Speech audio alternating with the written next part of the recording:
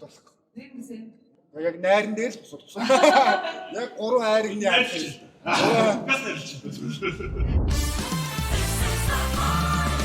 За, эхлээд би нэг дууд болчих. Анх удаа яг телевизийн шоу хөтлөж үзэж байна. Тэгэхээр яг бүх юм анхны бүх юм ингээд гоё шинэ байгаа ч гэлээ. Яг нэг 3 сарын өмнө нэг отто бүжиглээд оролцсон учраас 6 сар хамт ажилласан хүмүүсүүд маань яг арын продакшнд байгаа учраас яг юм бас айгу тухтай байна. Миний хувьд бол хажууд маань одоо энэ олон жилийн туршлагатай хонгороо маань байгаа учраас нэг юмнаас айхгүй байна, сандрахгүй байна, болох бах. Тэгээд заа зөвлөд болох баха гэж бодож байна. Оо гоё нөө. Сая одоо ерөөс тэглэж хамт олон руугаа гэсэн. Бид нар л хараад ялчгүй тийм болцсон л тоо. Отто бүжиглээ шоу дуусаад хэдхэн сарын дараа бидний дараагийн одоо том продакшн ажил ингээ эхэлсэн. Voice маань ингээ явж байна. Өнөөдөр бол эхний өдөр.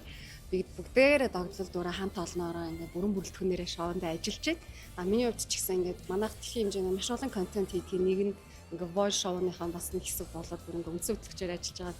Маш гоё санагдаж байгаа. Тэгээд үнэхээр их юм ирч хүчтэй.